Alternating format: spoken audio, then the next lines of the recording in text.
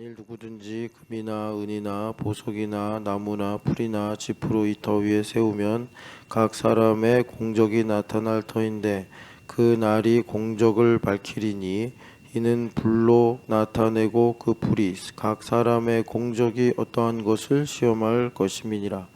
만일 누구든지 그 위에 세운 공적이 그대로 있으면 상을 받고 누구든지 그 공적이 불타면 해를 받으리니 그러나 자신은 구원을 받되 불 가운데서 받은 것 같으리라. 너희는 너희가 하나님의 성전인 것과 하나님의 성령이 너희 안에 계시는 것을 알지 못하느냐?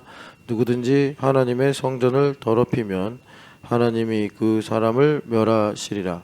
하나님의 성전은 거룩하니 너희도 그러하니라. 아멘. 우리가 어제부터 계속 불에 관해서 듣고 있는데 이것이 그러니까 하나님의 현현에서 말미암은 것입니다. 시내산에 임했던 불이 그 전에 모세 개인에게는 떨기나무에 나타났던 그 불이 오늘은 교회 안에 있다.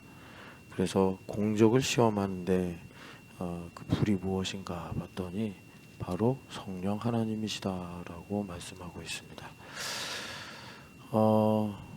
이 말씀을 어떤 공식처럼 삶에 적용을 해보면 새벽 예배 언제가 제일 중요하냐? 이걸 공식처럼 적용하면 근데 그 삶이라는 게 공식대로 가는 건 아닙니다.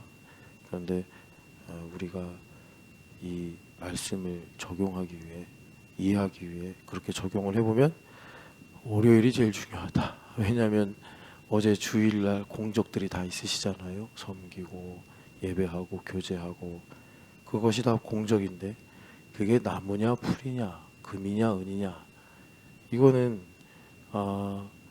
이런 겁니다. 금이나 은이면 주님을 더 갈망해서 월요일날 아침 새벽에 눈을 뜬다는 거죠. 그런데 이게 이제 나무나 풀이면 아이고 어제 주일 너무 피곤했다. 그냥 오늘 좀 쉬자. 이제 이렇게 된다는 겁니다. 이게 공식입니다. 공식. 근데 삶은 공식대로 안 움직이니까 여러분 또 그렇구나 이렇게 해가지고 타인을 보지 마시고 나를 이렇게 부르신 참 주님의 은혜가 크구나. 여러분 그래서 성령 하나님은 이렇게 우리에게 진리의 영이시잖아요. 그러니까 나를 참되게 하시는 영이에요.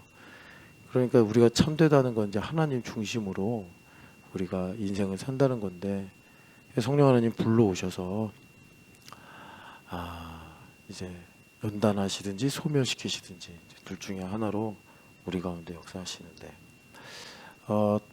어제 들었던 말씀을 한 번 더 상기하고 묵상하면서 또 한 주간을 인도함 받으면서 이 말씀이 오늘 새벽에 제가 어젯밤에 잠이 안 오더라고요. 마침 책상에 보니까 한 주치 신문이 수북히 쌓여있길래 신문을 매일 읽는 것도 좋은데 한 번은 또 이렇게 한 주치를 한 번에 읽는 것도 재밌어요. 저는 정치면 사회면은 웬만하면 안 보고 주로 이제 경제면 그리고 이제 뭐 국제 사회 문화 조금 가끔 뭐 신기한 것을 읽고 주로 이제 경제면을 봅니다. 경제면을 보는데 작년에 작년이 아니라 지난주에 라인하트라는 하버드대 교수가 왔는데 이 사람이 쓴 책이 있어요. 근데 책 제목은 기억이 안 나고 그런데 이 사람이 와가지고 그 부채 문제로 경고를 하고 갔습니다. 우리나라는 개인 부채가 심각하다 이렇게 말하고 세계적으로는 이제 국가 부채가 심각하다. 그래가지고 이 사람의 한 말이 여러분 우리가 뭐 1차 산업혁명 뭐 3차 산업혁명 하잖아요. 이게 왜 의미가 있냐면 산업혁명이 한 번 일어날 때마다 생산성이 엄청 기하급수로 늘어나가지고 자본주의를 지탱한 거거든요. 그래서 공식대로면 원래 막스가 맞아요. 마르크스가 한 말이 맞아요. 그래서 20세기에 자본주의가 빚 때문에 망했어야 되는데 왜 자본주의가 마르크스의 예언을 그러니까 이겼다고 해야 되나? 이긴 거라고 보진 않는데 하여튼간에 안 망하고 공산주의가 망했냐? 사회주의가 그게 망했냐? 그 인간의 본성을 무시했기 때문이고 사회주의가 그렇게 된 건. 그런데 그 자본주의가 망하지 않은 건 이 기술 혁명 뭐 이런 것 때문에 그렇습니다. 그래서 매번마다 이게 산업혁명이 일어나면서 생산성이 엄청 그러니까 이제 도약을 하게 된 건데, 근데 이번에 4차 산업혁명은 안 그렇다는 거죠. 산업혁명이 일어났는데 이제 쉽게 말해 고용이 오히려 줄어드는, 그래서 뭐 스네이크 뭐라고 그러던가 하여튼 뭐 뱀의 아가리라고 그러나 그 영어로는 조스 오브 스네이크라고 그러나 하여튼 그래요. 그래가지고 야 이거 신기하다. 원래 산업혁명이 일어나면 그렇게 돼야 되는데 오히려 생산성이 그러니까 늘어나면 고용이 확대돼야 되는데 오히려 사람들이 이제 일자리가 없어진다. 이제 이런 일이 있었어요.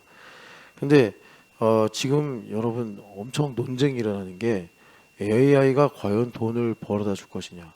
그 샘 몰트만이라는 사람이 AI 왕국을 꿈꿔요. 우리는 샘 몰트만보다 더 하나님 나라를 꿈꿔야 돼요. 여러분 이 샘 몰트만이 정말 미친 사람이잖아요. 그래서 자기가 세운 회사에서도 쫓겨나고 그랬던 사람인데 이 사람이 지금 여러 모양으로 그렇게 자신의 꿈을 이루어가고 있단 말이죠.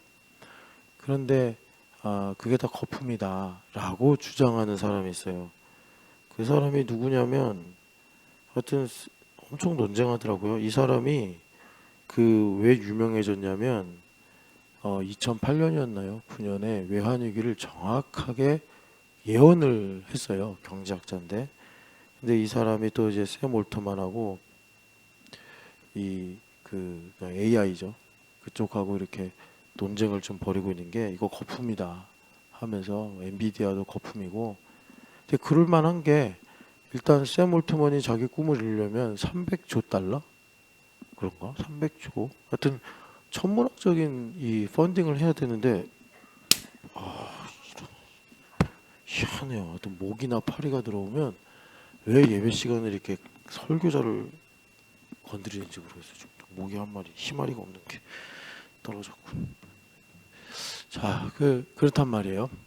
그리고 또 세계 전체 부채가 500경, 50경이라고 하면 뭐 저도 뭐 상상이 안 돼요.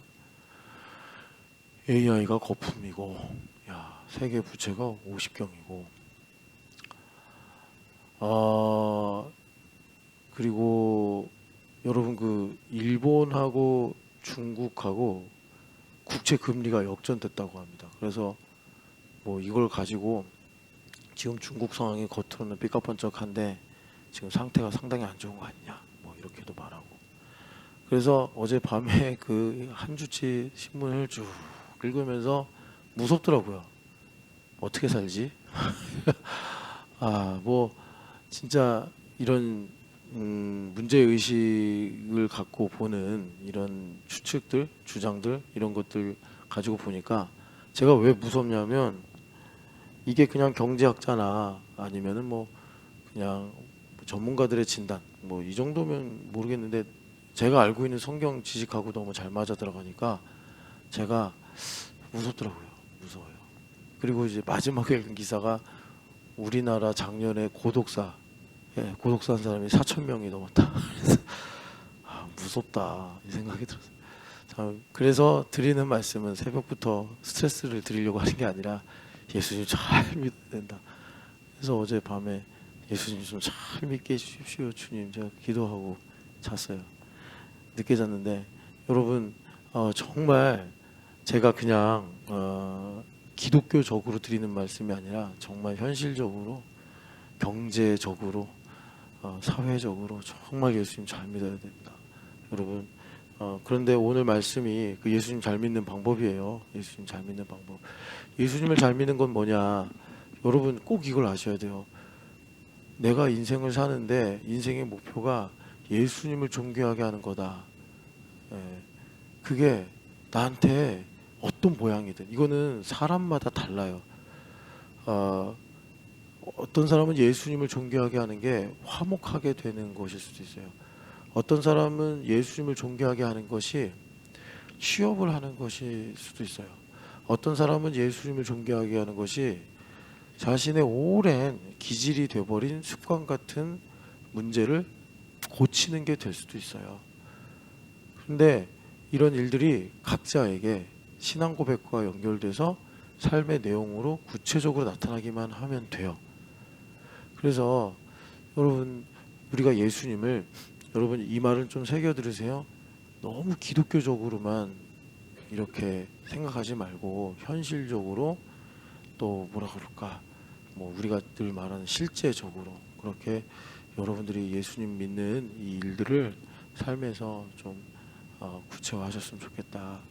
예수님을 잘 믿으려면, 예수님을 존귀하게 하며 살려면 바울 사도의 간절한 기대와 소망이다라고 한 그 예수님을 존귀케 하는 것, 그러려면 여러분 금이나 보석처럼 예수님의 값이 높아야지 내가 그렇게 살고 싶지, 예수님을 그냥 우리가, 자 이거는 되게 안 좋은 의미입니다, 기독교적으로만 생각하면 이 오늘의 이 현대인들은 예수님을 존귀하게 하고자 하는 동기가 일어나질 않아요.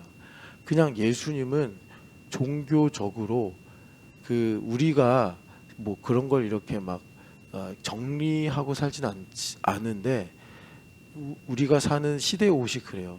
예수님께서 계셔야 될 위치가 딱 있어요.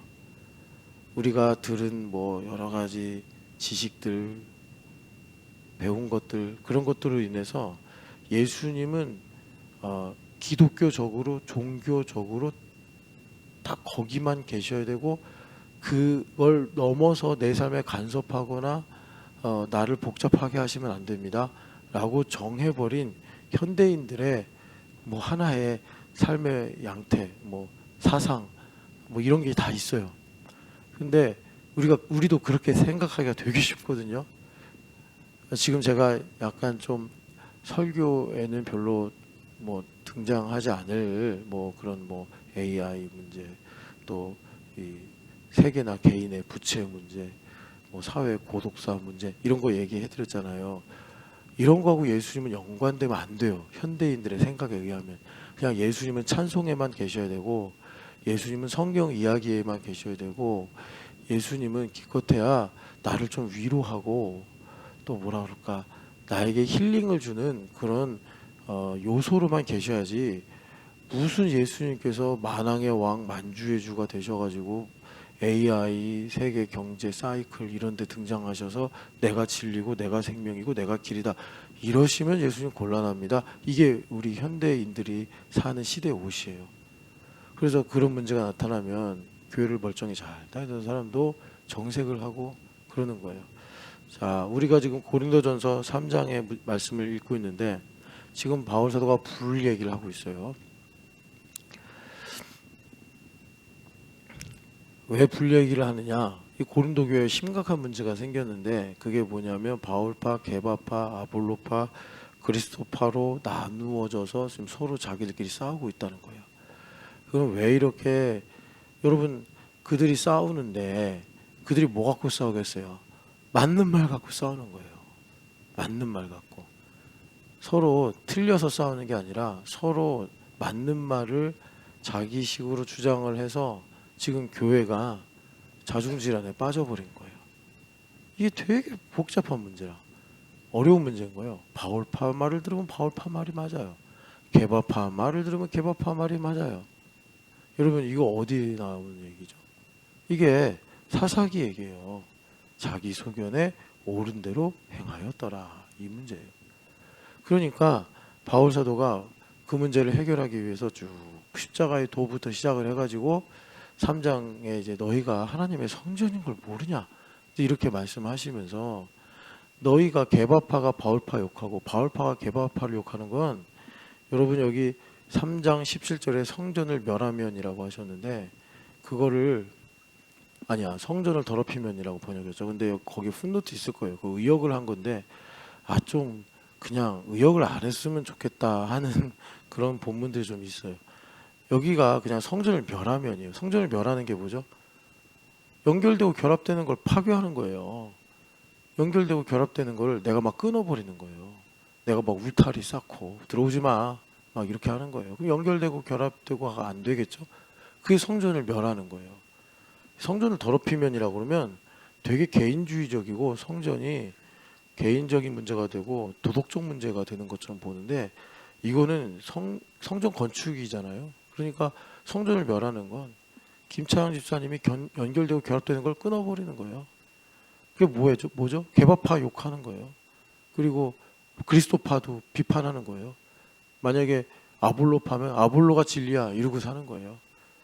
그런데 여러분 3장 이제 마지막에 가면 그러잖아요. 아볼로도 니네 것이고 게바도 니네 것이고 바울도 니네 것이고 만물이 다 니네 것 아니냐.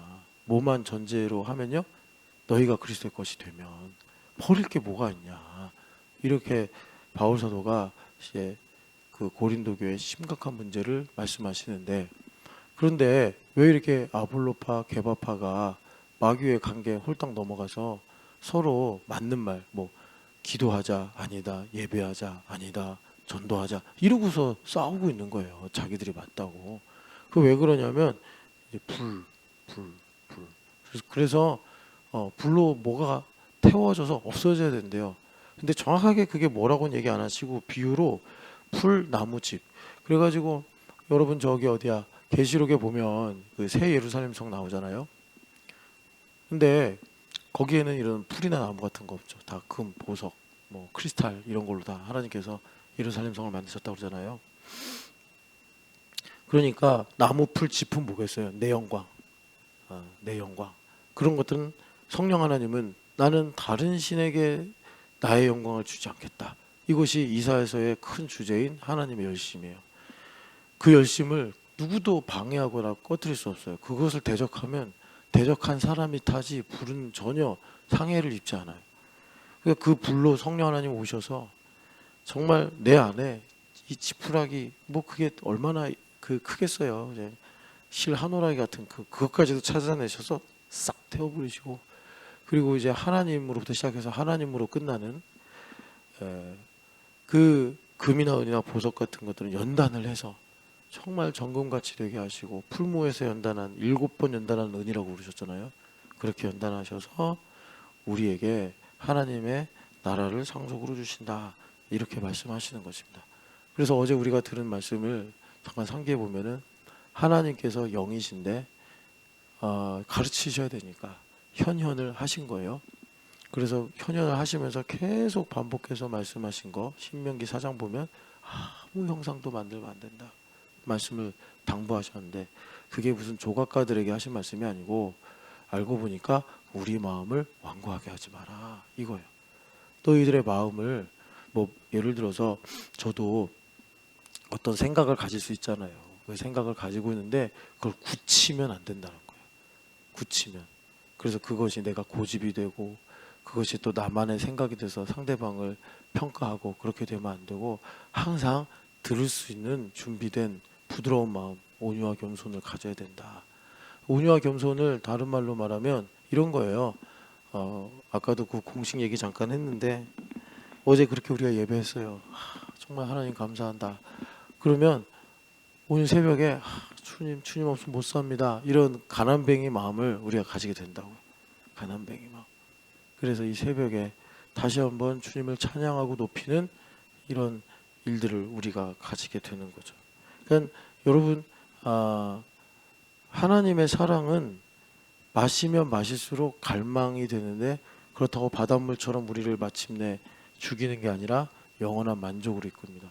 예수님을 필레오하면 필레오할수록 지금 예수님의 오심을 더 갈망하는 것처럼 마치 예수님의 부재가 있는 듯이 우리가 예수님을 너무 실감하는데 그 실감하는 사랑이 오히려 주님의 다시 오심을 갈망하는 것처럼 우리가 주님의 사랑을 느끼고 느끼면 느낄수록 희한하게 영원한 것이라 그런가 봐요. 그 사랑을 더 갈망하게 돼서 만족하는데 만족이 안 되는 사람보다 더 갈급한 이거를 어떻게 한마디로 말하기가 어려워요. 영생이고 영원한 것이고 생명이기 때문에 그런 것 같아요. 그래서 교회는 불이 있다. 불이 있다. 주님께서 말씀하시는 것입니다. 그래서 하나님께서 현현하셨을 때 불 가운데서 나오는 음성으로서 나타내셨는데 불 가운데서 나오는 음성이다. 그러니까 불은 빛이 있고 열이 있죠. 그래서 소멸시키기도 하고 우리에게 광채를 비추어서 어두운 것을 드러내신다. 이렇게 말씀드렸어요. 그 소리는 이제 내가 주와 종의 관계를 갖듯이 인격적 관계를 갖는 것을 주님께서 우리에게 원하신다. 그런데 이 빛이 이제 드러내잖아요. 감춰진 걸 드러내는데 그게 이제 우리에게 스토리로 말씀해 주신 것이 애굽의 정예 부대가 이스라엘 백성들을 막 추적해 오는데 하나님께서 오도 가도 할 수 없는 바위 히롯에 딱 두시고 어떻게 하셨냐면 그들이 정말 이제 애굽으로 벗어났다.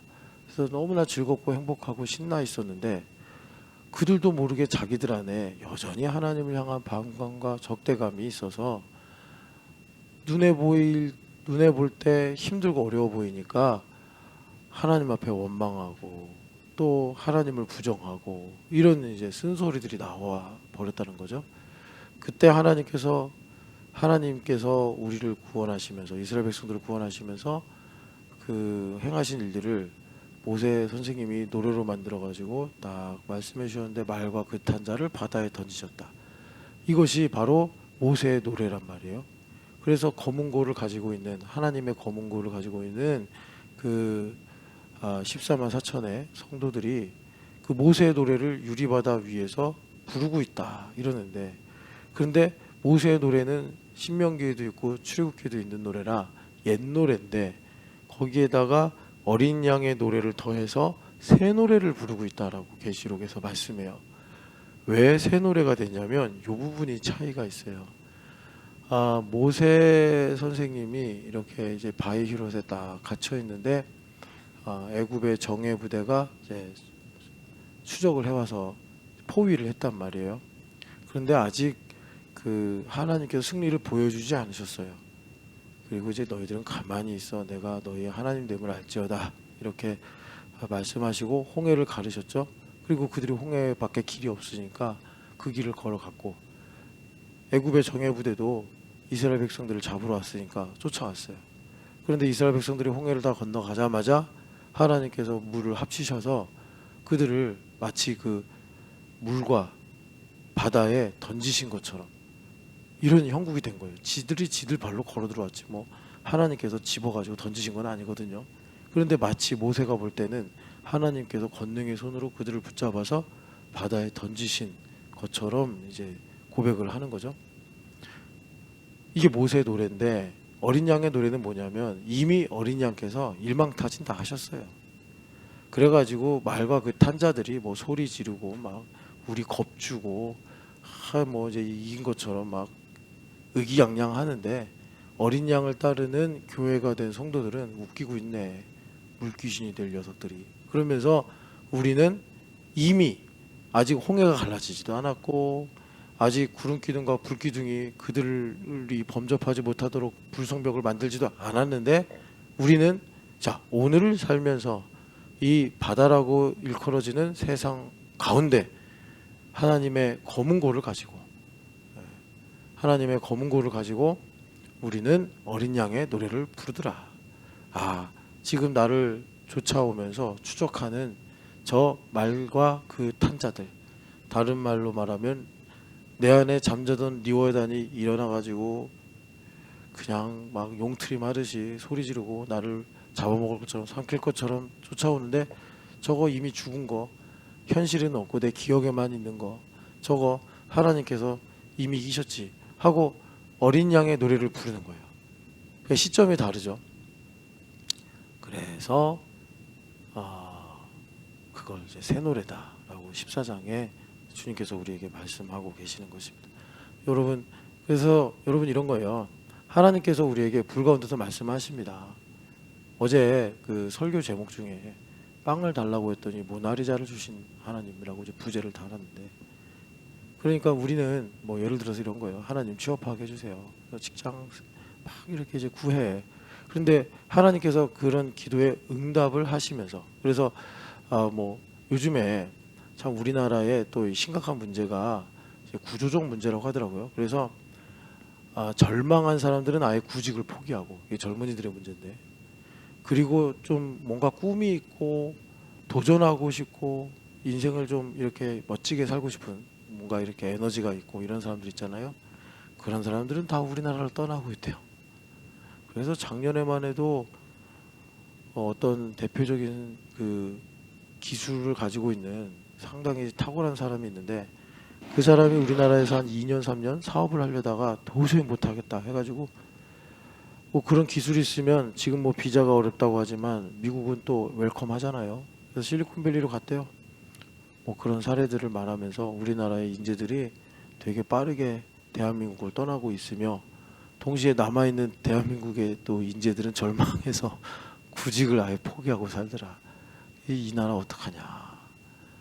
그러면서 하는 말이 문명은 결코 죽지 않고 그러니까 누가 죽이는 것이 아니고 문명은 스스로 자살을 선택한다. 뭐 이렇게 하더라고요. 아 정말 예수님 잘 믿어야겠다. 계속 그냥 읽으면서 예수님 잘 믿게 하여 주옵소서 이렇게 기도하게 됐는데 여러분 우리나라가 참 이렇게 어려워요. 그런데 하나님께서 우리에게 이제 그런 빵의 기도에 응답을 하셔서 말씀을 주신단 말이에요. 나 이제 일 안 해. 일 해봐야 뭐 진짜 여러분 구직 포기가 뭐냐면 선교사들이 우리나라에 처음에 왔는데 이제 그 대한제국 시절이죠. 젊은이들이 다 낮잠 자고 놀고 있는 거예요. 그래서 왜 일을 안 하시냐 그랬더니 10을 벌면 나라가 가져가고 양반들이 가져가고 뭐 가져가고 뭐 가져가고 그래서 그때 세금이 한 10분의 5, 4 막 이 정도 됐대요. 일 안 하고 놀고 먹는 양반이 전체 인구의 40%였대요. 그러니까 나머지 그 일반 평민들은 얼마나 힘들었겠어요, 삶이. 그러니까 어차피 벌어봐야 다 뺏어가니 그 자산어보라는 영화에 나오잖아요. 얼마나 수탈이 심했나. 그러니까 젊은이들이 일을 안 하고 놀더라. 그런데 복음이 들어가고 성령 하나님께서 불로 역사하시니까 뭐 나중에는 뭐 잘 살아보세 새마을운동도 일어나고 꿈을 갖게 되고 더 절망적인데도 하나님께서 그 사람들을 깨우셨잖아요.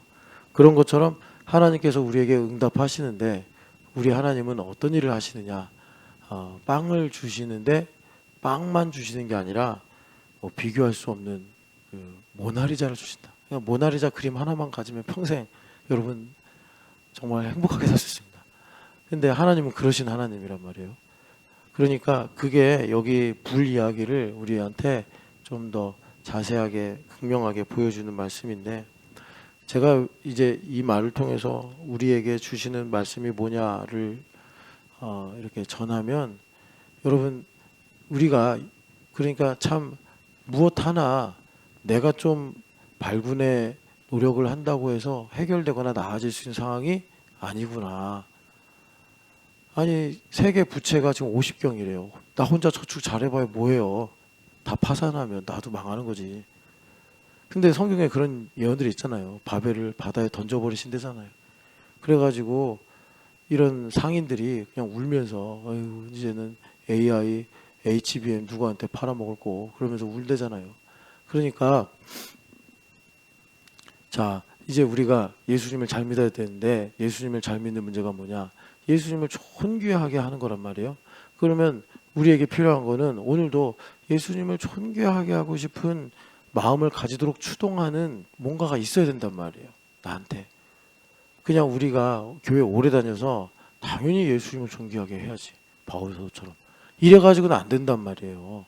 그러면 금방 잊어버리고 현실의 문제 몇 개 와버리면 그냥 우리는 예수님 새까맣게 잊어버리고 내가 가지는 느낌 갖고 말하고 행동한단 말이에요. 뭐가 나를 참 때로 위기가 와도 예수님을 존귀하게 하고 싶다. 존귀하게 하고 싶다. 이런 마음을 간절한 기대와 소망으로 가지도록 하는가. 그것은요. 너무 쉬워요. 예수님이 정말 존귀하게 여겨지면 되는 거예요. 찬송가 가사대로 예수님과 바꿀 것이 없다. 이것이 정말 나에게 실감이 되면 누가 나를 예수님을 존귀하게 살아야 돼라고 막 압박하고 잔소리하고 안 해도 예수님 자체가 내 안에 계신 예수님 자체가 너무 존귀하니까 이분을 존귀하게 하는 것이 나를 지키고 나를 그러니까 복되게 살게 하는 가장 확실한 방법이란 말이에요.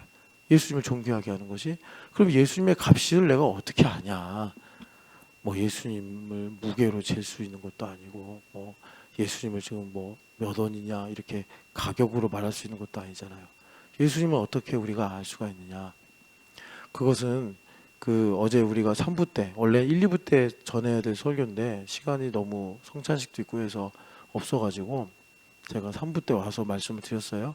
그러니까 히브리서에 보면은 이제 믿음이 유실될 문제 상황을 가지고 히브리 기자가 복음을 얘기하는 건데, 그게 이제 7장을 보니까 예수님께서 대제사장의 직분을 가지고 계신데, 구약의 법리로 예수님을 푸는 거죠. 그런데 그 대제사장이신 예수님께서 얼마나 존귀한지를 생각해라. 그 유대인들은 그냥 문화와 전통 때문에 대제사장 그러면 가장 존귀한 거룩한 사람 이렇게 인식이 있으니까. 그런데 아론의 반차를 따라온 제사장들보다 비교할 수 없게 예수님은 하나님의 약속으로 오신 분이고, 그들은 혈통으로 그냥 제사장이 됐다면 그 시편 110편의 말씀을 인용하면서 예수님은 그 혈통하고는 비교할 수 없는 하나님의 약속으로 맹세로 오신 대제사장이다. 그래서 예수님의 반차는 혈통을 따라온 아론의 계열이 아니라 하나님께서 주권적으로 선택하신 멜기세덱처럼 그런 존귀한 반차로 오신 분이다. 그러니까 이 대제사장의 직급 자체가 이 아론하고는 비교가 안 된다. 그러니까 유대인들은 이렇게 이제 들으면 예수님께서 존귀하신데 그 존귀하신 그 어떤 그 직분이, 그 지위가, 그 권세가, 이게 우리는 최고가 아론의 제사장들이라고 생각했는데, 아론의 제사장들도 허리 숙이고 굽힐 만큼, 그걸 이제 아브라함이 11조를 드리는 걸로 말씀하잖아요. 예수님 그렇게 고귀한 직분을 갖고 이 세상에 오셨구나, 이렇게 이제 말씀을 하는 거예요. 그러면 예수님의 대제사장 직분이 왜 그렇게 우리한테 중요하냐라고 하니, 예수님께서 그 육체로 그 성전의 성막의 휘장을 여셔서 우리한테 새로운 살 길을 여셨는데, 그게 뭐냐 봤더니 우리로 때를 따라 도우시는 하나님의 은혜를 얻게 하시려고 시온소로 들어가게 하신다, 이거예요. 자, 그러니까 이걸 다시 우리가 정리해서 적용하면 이렇습니다. 내가 이제 불씨를 받아요. 그럼 그 불씨가 본질이 성령 하나님이시란 말이에요. 성령 하나님이시란 말은 뭐냐면 하나님께서 다른 영광을 다른 신에게 내 영광을 다른 신에게 주지 않겠다라는 열심을 가지고 오신 거예요. 그 열심을 가지고 내 안에 오니 엄태우가 내 것입니다 라고 주장하는 것들을 빛으로 비추셔서 드러나게 하시고, 드러나야지 내가 이런 것이 있구나 인지를 하니까. 그리고 그런 것들이 드러날 때 원수마귀는요 시기 질투로 나를 정죄한단 말이에요. 그게 말과 그 탄자들이에요. 그러니까 세상 인생을 그냥 적당하게 그냥 배만 불리고 살고 싶은 사람들은 이런 일들을 상당히 불쾌하게 생각해요. 아니 그냥 내가 나름대로 어떻게 하면 행복하게 살지를 알고 있는데, 아니 왜 당장 필요하게 여겨지지도 않는 그 리워야단을 깨우시고 또 말과 그 탄자들이 쫓아오게 하셔서 이렇게 나를 수치스럽고 두렵게 하실까, 왜 이렇게 정죄를 받게 하실까 하면서 이런 일들을 의도적으로 회피하고 그냥 묻어놓고 사는 거죠. 그런데 이제 성령 하나님은 그렇게 가만히 둘 수가 없는 거예요. 우리에게 모나리자를 주러 오셨다라는 게 그런 거예요. 그래서 그런 모든 감춰진 일이 드러날 때 당연히 성경에 나오는 많은 사람들처럼 뭐 믿음의 훌륭한 선조들도 그런 일들이 드러날 때 원망했고 또 걱정했고 염려했고 정죄받았고 수치스러워했고 그랬어요. 그런데 우리 대제사장이신 예수님은 우리의 영원한 구원의 근원이 되셔서 나를 지성소로 끌고 들어가시는 거예요. 그때 이게 기가 막힌 일이라, 정말 사면초가가 돼서 어디로도 내가 출구를 찾을 수가 없는데 하늘의 문을 여셔서 나로 지성소로 그냥 데리고 들어가 버리시네. 이런 것이 모세가 아무도 자기의 마음을 몰라주고 그래서 참 쉴 곳이 없는 인생을 살 때 하나님께서 하늘의 문을 여셔서 전능자의 그늘에 거하시며 모세에게 영원한 안식이라는 게 이거다 라고 말씀하신 그런 대면하심, 이런 거예요. 그러니까 우리는요, 참 죄를 많이 짓고 악하게 살아도 원수마귀가 아무리 그렇게 악랄하게 우리를 정죄하고 우리를 훼손해도, 스크루테이프의 편지에 C.S. 루이스가 물론 판타지로 쓴 글이긴 하지만 하나님의 형상을 지울 수는 없어요. 아무리 원수마귀가 악랄하게 해도 언제 지울 수 있느냐? 내가 동의하면 그렇게 돼요. 근데 내가 동의를 하지 않으면 나를 속이는 거지, 절대로 하나님께서 우리에게 주신 형상을 근본적으로 지울 수가 없어요. 그걸 원수마귀는 잘 알아서 계속 저놈을 속여야 돼. 이거를 이제 조카한테 주문을 하는 거예요.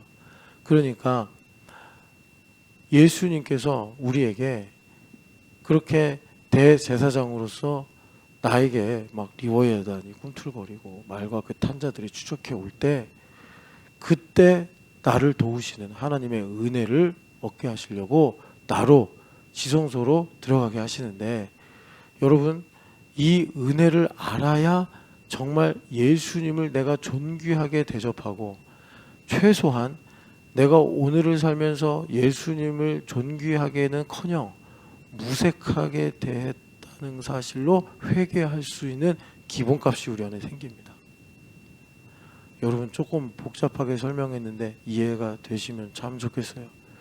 그거 말고는 우리가 이제 거듭난 기독교인으로서 예수님을 존귀하게 하고 싶다. 어떻게 할 거예요? 뭐 가우디처럼 막 몇백 년 동안 교회당 지으면서 예수님을 존귀케 할 거예요?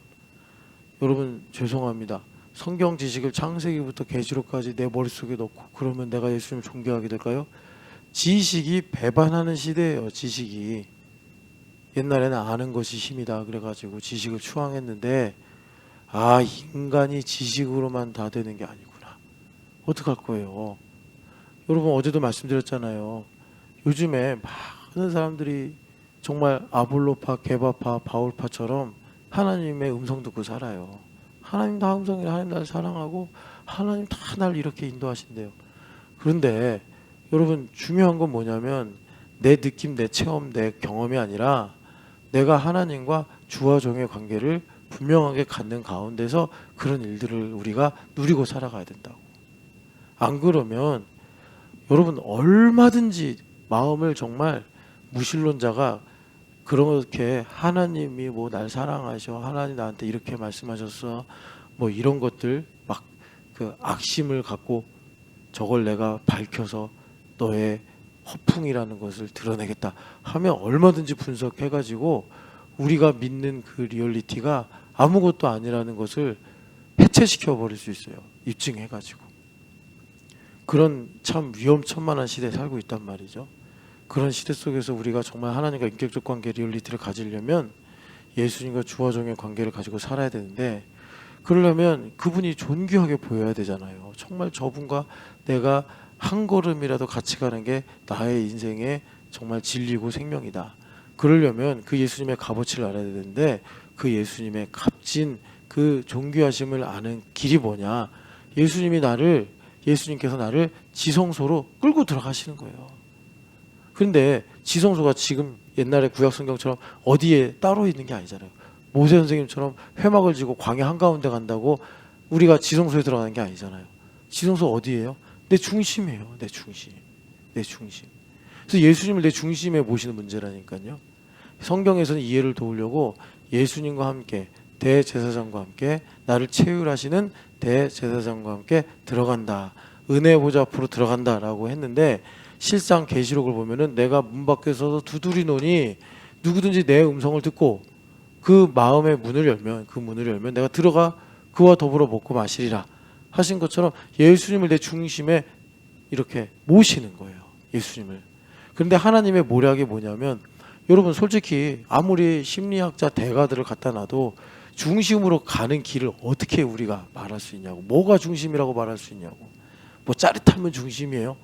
막 눈물 나면 중심이에요? 눈물 나도 아니던데. 눈물 흘리면서 뻥치고 거짓말하고 이런 사람도 있던데. 여러분, 열길 물속은 다 안 돼도 한 길 사람 속 모른대잖아요. 어떻게 알 거냐고 그거를. 그 하나님의 모략이 있다니까요. 우리 마음 가장 깊은 곳에 그게 웅크리고 있어요.